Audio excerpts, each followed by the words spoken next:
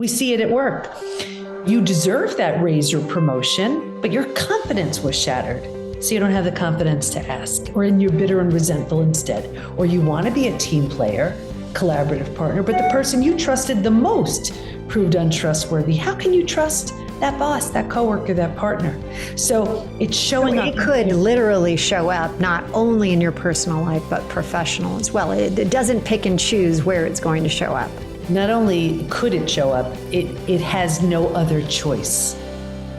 Welcome to another incredible show of the Relaunch podcast. And you may be in a position right now where you are feeling like, what is it that is deep within me that there's that, as my grandma said, divine discontent. What is happening? Well, I have somebody today that's going to be able to open up a little bit of the Pandora's box and share with you stories about what might actually be happening to you and ways to get out of your own way. And what I'm talking about is there is a fantastic person that I've recently had an opportunity to meet. Her name is Dr. Debi Silber. She is an award-winning and two-time TEDx speaker. She's the founder of the PBT, that is Post Betrayal Transformation Institute. She is the host of the podcast From Betrayal to Breakthrough, which is globally ranked within the top 1.5% of podcasts. She is a holistic psychologist and a health and mindset and personal development expert. She is a two-time international best-selling author, and today she is literally going to be your guide to helping you break through some of these barriers that are invisible and allow them to actually become visible. So I've got to say, I have been so excited, Dr. Debi, to have you on the show, to be able to talk about these types of things, because especially right now when people are being so triggered, by even the smallest thing, there could actually be a much bigger issue. But before we dive into all of that, I would love to have you share with us really the biggest relaunch challenge that you have had that has really impacted where you are and who you are today. Well, first of all, thanks for having me on. Looking forward to this conversation. The absolute biggest relaunch for me was, it really wasn't a lot of years ago. My entire life, business, health, family came to an absolute crash and burn. And this was, I've been in business over 30 years. I had a really painful betrayal from my family. And then I thought I did the work I needed to do to heal from that. It happened a few years later. This time it was my husband. Anybody who's been through it, it's devastating. It's traumatizing. That was the deal breaker. So I got him out of the house. But before, Dr. Debi, before we go on, Can you share with us what actually happened in that first one where you said your family, the betrayal there? It was actually, it's like a lifetime of it. And anybody who's grown up with verbal, mental, emotional abuse, you're conditioned to believe that things are your fault if they're not, that you're wrong, that you're bad, that you're less than. And it was so many of those things. And then just such craziness that I know anybody who has been through family betrayals like that, you can't make sense of it, especially when these are the people that you trust, that you're like, okay, if the world is going crazy, you have my back. If other people are causing harm, you got me covered, So it's when the people closest to you prove untrustworthy, and do things that are just so wrong. And I'm not being that specific because there's some legal issues. I just don't want to, I can't cross those boundaries right there, but it's just an accumulation of things that should never happen within a family, within a normal family anyway. Well, and I think what a lot of people that are listening right now can probably relate to, I call them the relaunches, these transitions, these things that just keep happening and they keep kind of knocking you down at the knees.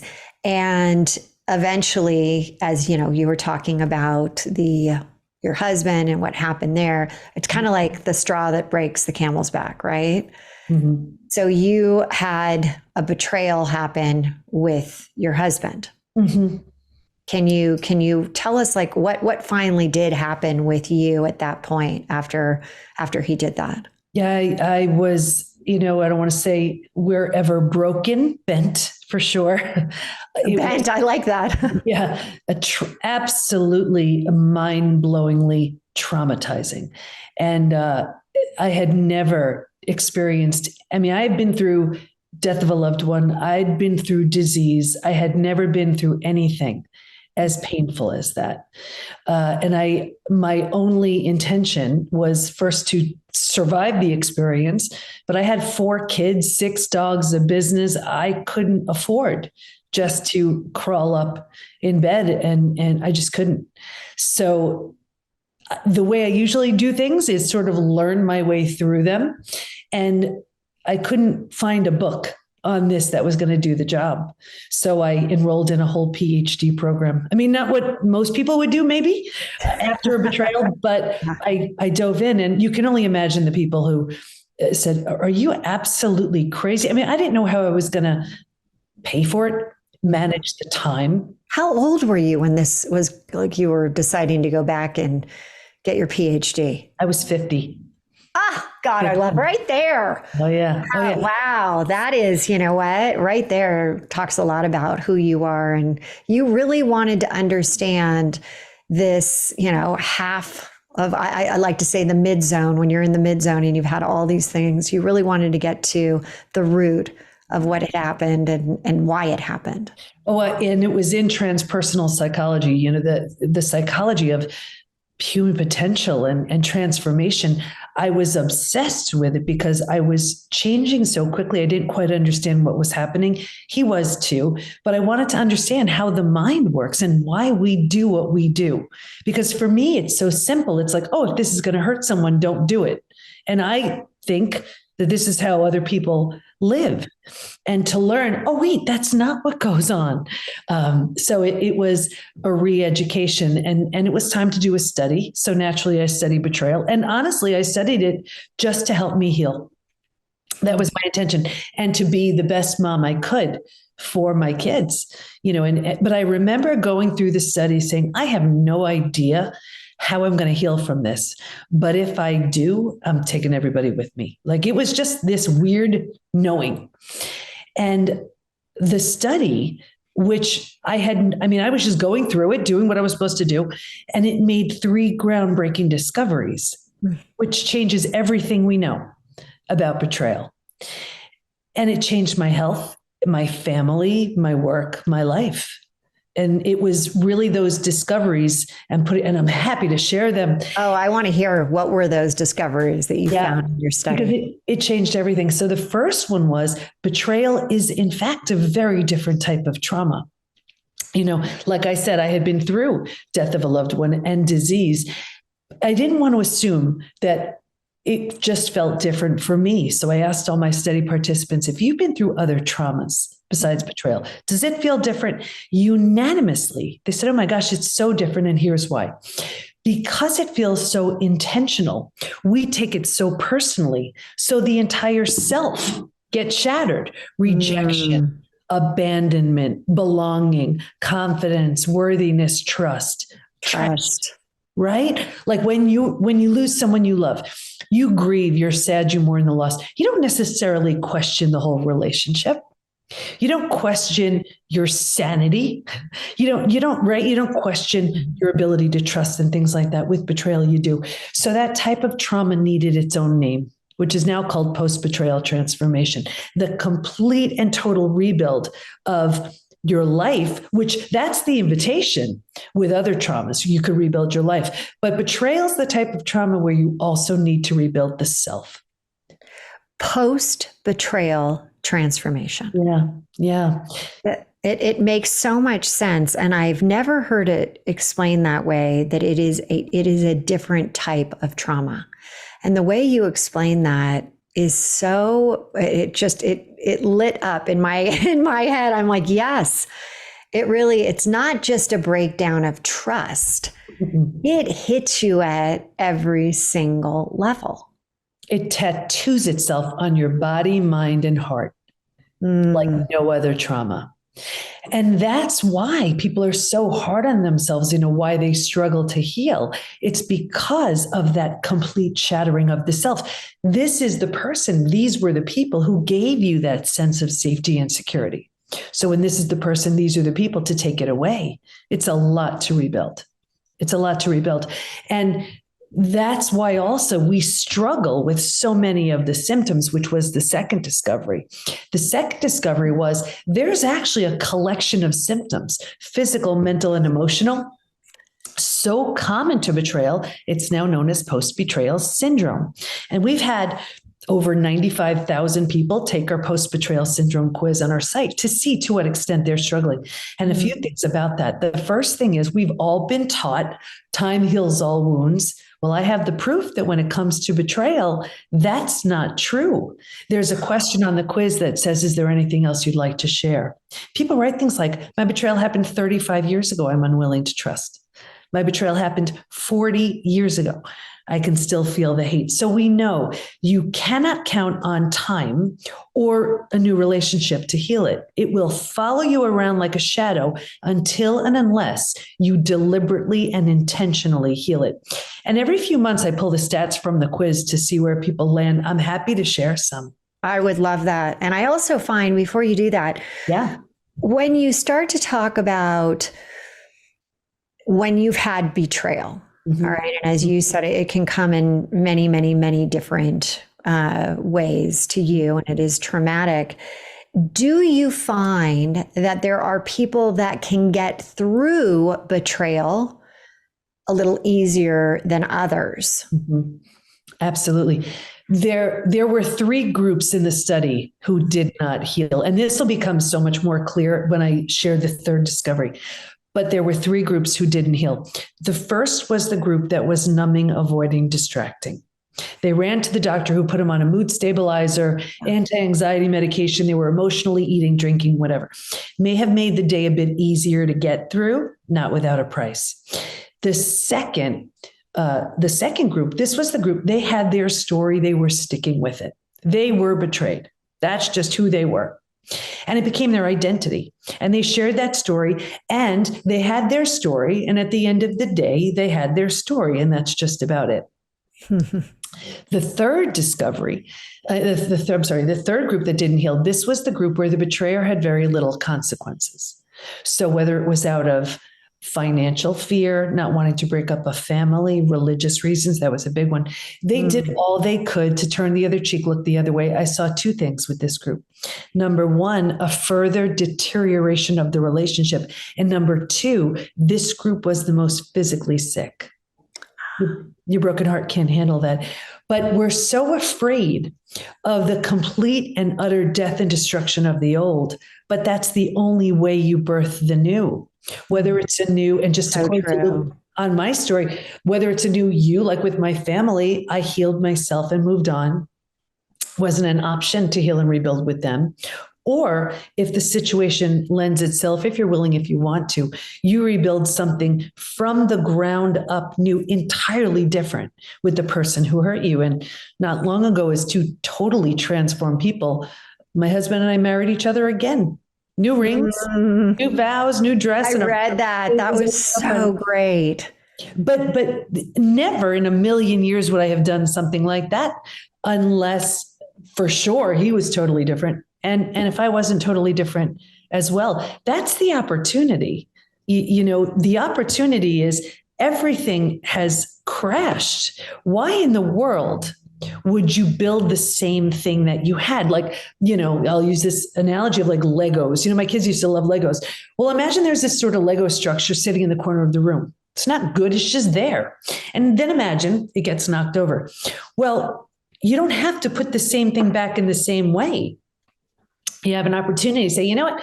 I don't want that piece right there. I don't want to build it that way. I want to do this. I want to do that. And you make something that never would have had the opportunity to be created had the whole thing not shatter. Had you not broken it down. Yeah. Yeah. So let me ask you, as you go into the statistics, should we go into the third one of these before we do that? And then we can talk stats? I'm happy to share both because they're whatever way you like to say it, because I want to make sure people are really following with. The first one was that betrayal is really a different type of trauma. And then you called it post betrayal transformation. And then the symptoms, which is post betrayal. Post betrayal syndrome. Syndrome, yes. Yeah. So I can quickly go over the symptoms and then share with you the third. Perfect. Then you'll see that these are symptoms that we assume, especially if the betrayal happened a long time ago. Oh, it must be just stress of my life. It must just be aging. No, it's not. Mm-hmm. It's the betrayal. So, okay. So now imagine men and women, just about every country's represented, 95,000 plus people. 78% constantly revisit their experience, and pay attention to these numbers too. 81% feel a loss of personal power. 80% are hypervigilant. 94% deal with painful triggers. If you've ever had a trigger, it can take you right down. The most common physical symptoms: 71% have low energy, 68% have sleep issues, 63% have extreme fatigue. You sleep all night, you wake up, you're exhausted. Your adrenals have tanked. 47% have weight changes. So in the beginning, maybe you can't hold food down. Later on, you're emotionally eating. You're using food for comfort. That's incredible. These numbers are the one that so far really has stood out, is that 94% are just continuously being triggered. Exactly. And I'm going to show you where all this happens in the third discovery. 45% have a digestive issue. That could be anything: Crohn's, IBS, diverticulitis. Mm-hmm.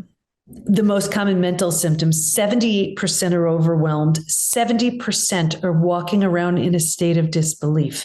62% can't concentrate. So let's just stop there. You can't concentrate. You have a gut issue. You're exhausted. You still have to go to work. You still have to raise your kids, right? Life doesn't stop. That's not even emotionally. Emotionally, 88% experience extreme sadness. 83% are very angry. You can bounce back and forth between those two all day long, and it's exhausting. So Dr. Debi, could we say that everyone, or a majority of most people, have some type of betrayal in their background? If they take a look, very often there's something. And it's, the way it works is, the more we trust and depend on that person, the deeper the betrayal. So for example, a child who's totally dependent on their parent, they do something awful. That's going to have a different impact than your best friend sharing your secret, your coworker taking credit for your idea, right? Your sibling who took your favorite toy and broke it and said they would never hurt your stuff, right? So it all depends. And then there's self-betrayal too. And that's huge. So if we take a look, most of us have been through some of it, those micro betrayals, those death by 1,000 cuts betrayals, or the big ones. And these symptoms show up because of that. So I just want to finish a couple more of these, and then I want to get to that third. This is why I wrote the book, Trust Again. 84% have an inability to trust. 84%. 84%. Right. Inability, not even inability to be able to trust. Not unwillingness, inability, until it's healed. Right. Okay. 67% prevent themselves from forming deep relationships because they're afraid of being hurt again. 82% find it hard to move forward. 90% want to move forward, but they don't know how. Here's what's so crazy. First of all, you didn't hear me say one thing, 20%, 30%. These numbers are super high. They're also not necessarily from a recent betrayal. As I mentioned, this could be from the parent who did something awful when you were a kid. This could be from the boyfriend or girlfriend who broke your heart in high school. So think about this. That person may not know, care, remember. They may not even be alive. And here we are with symptoms today because of something left unhealed from decades ago. The good news is you can heal from all of it. And we're going to go there because this is the most important, but we still have to come up with the third one. Third one, and then we've got to hit what we can actually do about it. Because I can't leave you with this. No. Otherwise we're all depressed right now. So the third discovery, this to me was the most exciting. And what was discovered was while we can stay stuck for years, decades, a lifetime, and so many people do, if we're going to fully heal, and by fully heal, I mean those symptoms of post-betrayal syndrome, like I just shared, to this completely rebuilt place of post-betrayal transformation where you've rebuilt your life, you've rebuilt yourself. You're going to move through 5 proven, predictable stages. And what's even more exciting about that is we know what happens physically, mentally, emotionally at every stage. And we know what it takes to move from one stage to the next. Healing is entirely predictable. Happy to share the stages if you want to hear them. Absolutely. Okay. Absolutely. Because this really is what you're giving us. The fact that you found this out through all of, you're doing all this research.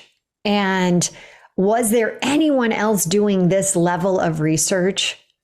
With a PhD study, you have to find the holes. You have to find what hasn't been studied. Right. And what I wanted to do was when I found that there had never been a study of the lived experience of the deep physical, mental, emotional, psychological lived experience of someone moving through a betrayal experience, I was like, well, that's clearly what I'm doing. Yeah. So let's just do it. And it was a sort of a no-brainer. Yeah.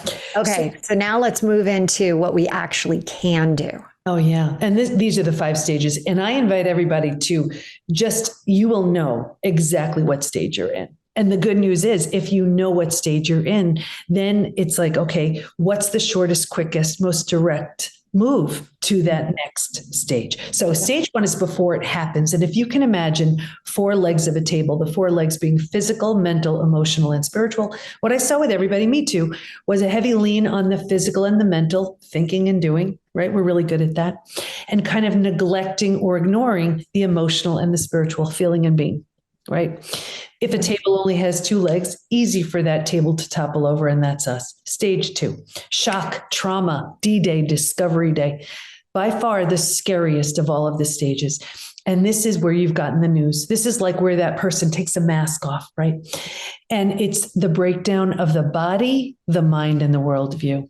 Right here, you've ignited the stress response. You're now headed for every single stress-related symptom, illness, condition, disease. Your mind is in a complete state of chaos and overwhelm. It's like that weird slow motion time warp thing happening. You can't wrap your mind around what you just learned. And your worldview has just been shattered. Your worldview is your mental model, the rules that govern you, that prevent chaos.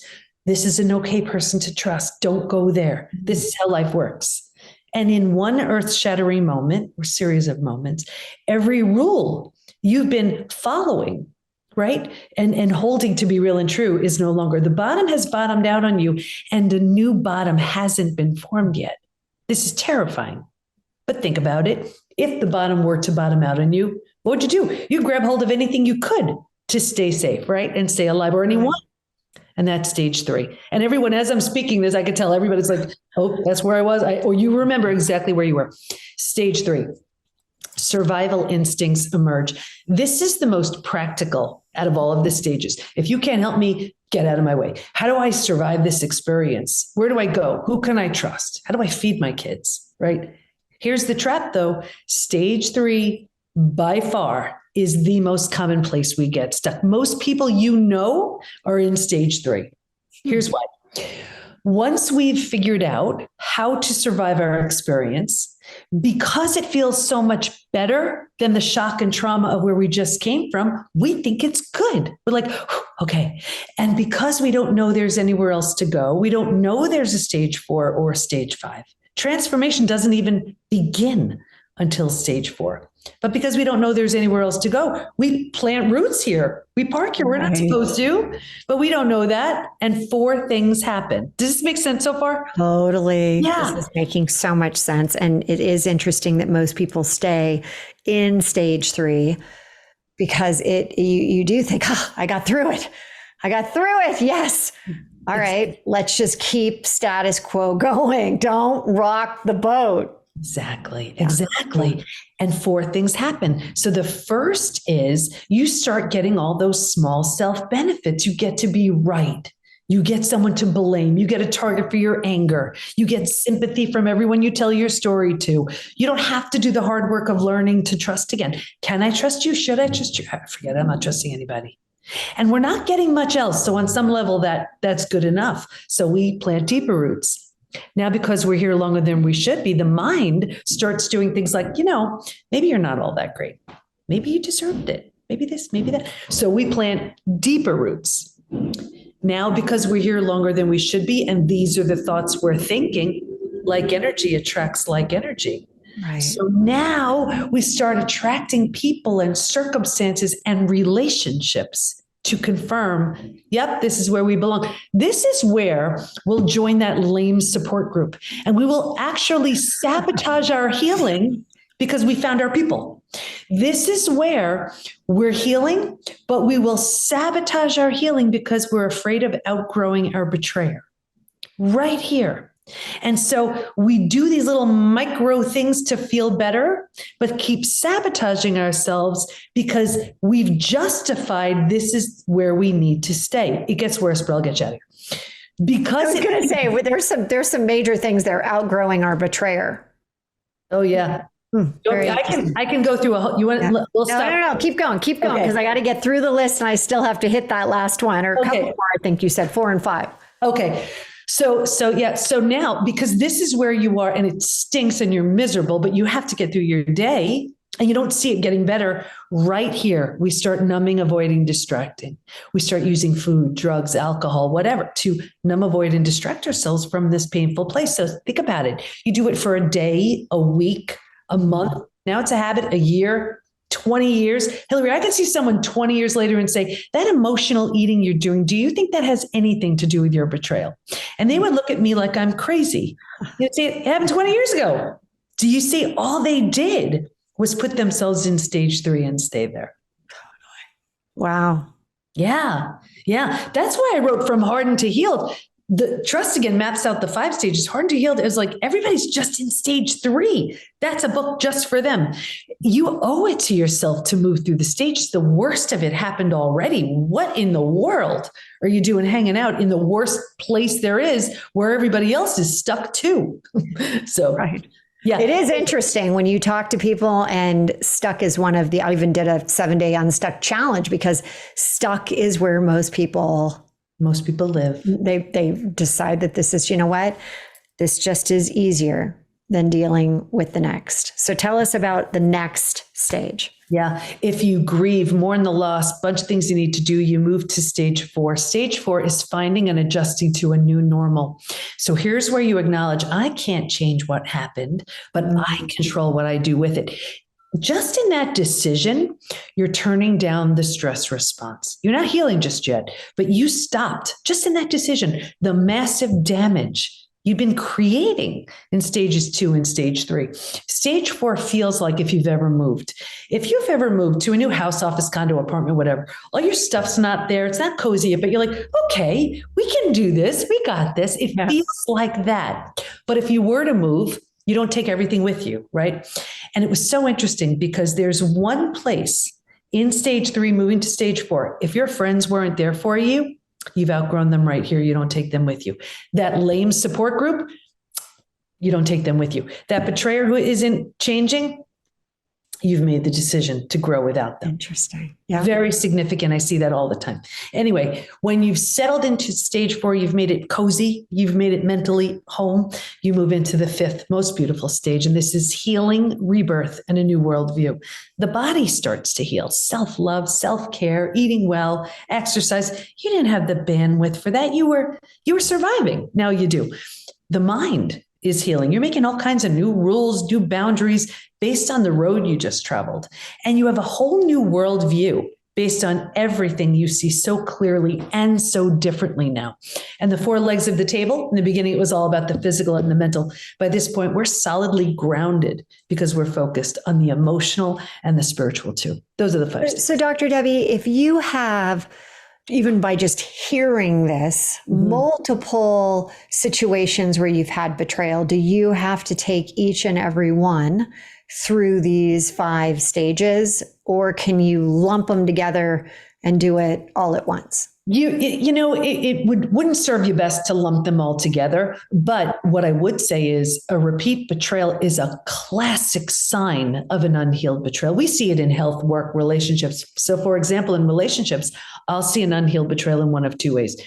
That one you just said, repeat betrayal. The face has changed, but it's the same thing. And we say, what the heck, is it me? I keep going from friend to friend to friend, partner to partner to partner, boss to boss to boss. Yes, it is. Not in that it's your fault, in that it's your opportunity. There's a profound lesson waiting to be learned. You are lovable, worthy, and deserving. You need better boundaries in place, whatever it is. Until and unless you get that, you're going to have opportunities in the form of people to teach you. Like, look at my example. My family, I thought I did what I needed to do to heal. Then it was my husband. And then for me to enroll in a PhD program, I had never done anything for myself to that magnitude, at that level, at that age. I mean, right, everything about it was so crazy. Incredible. But it changed my life. Lesson learned.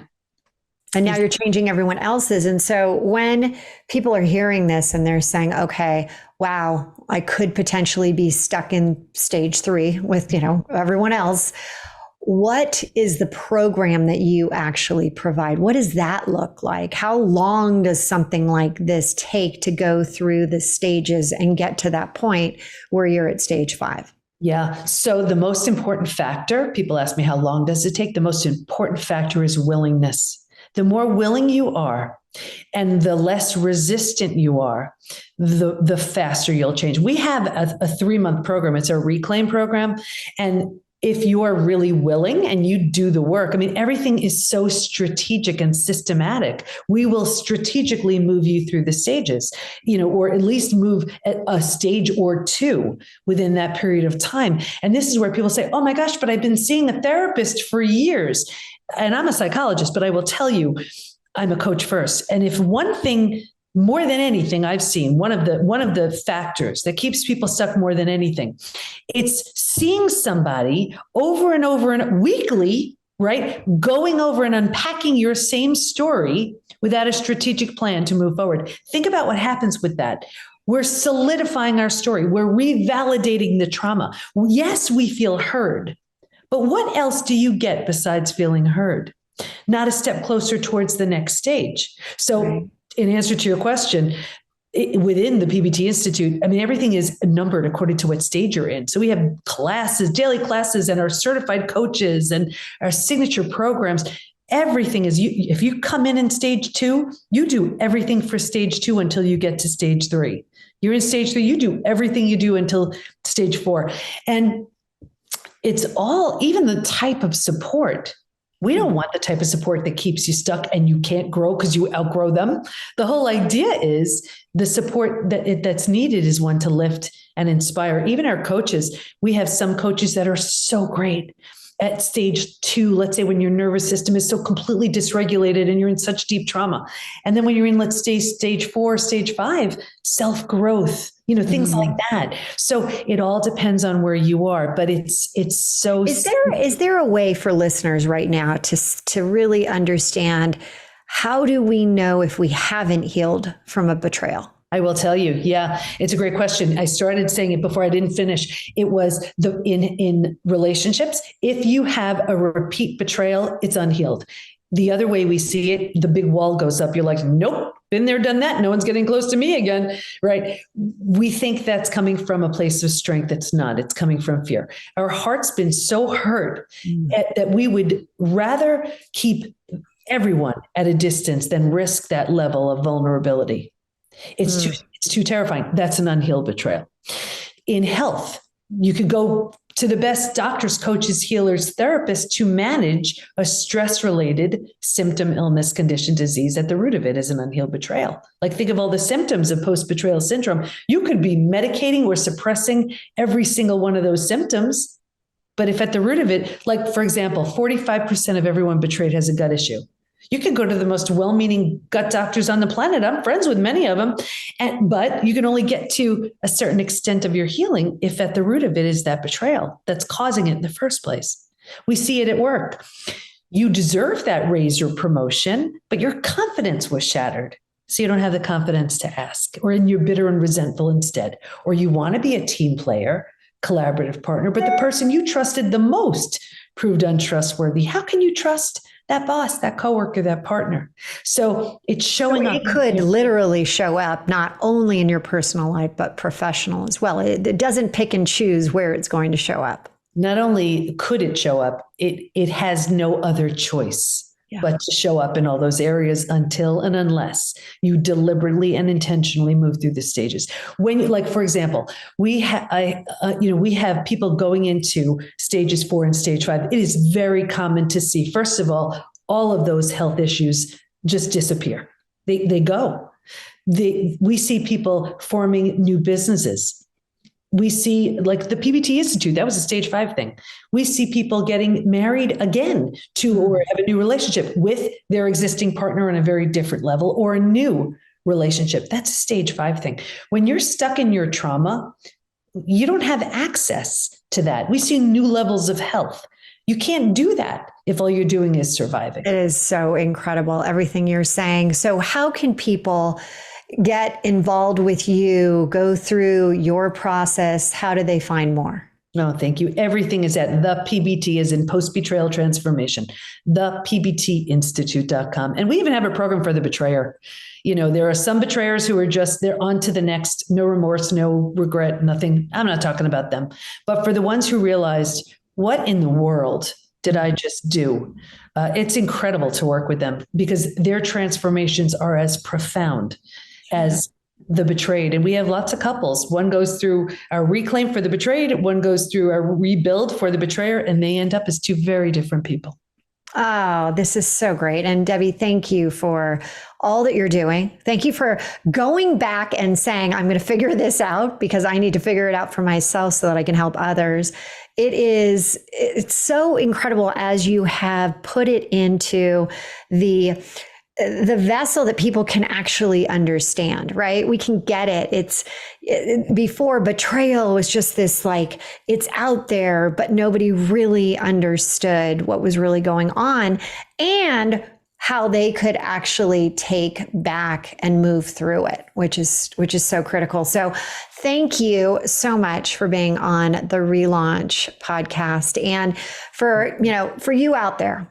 If you're starting to, think, maybe some of this is really resonating. Like she said, 94% of us are triggered by something that could have been a betrayal. And you just want to figure out a little bit more.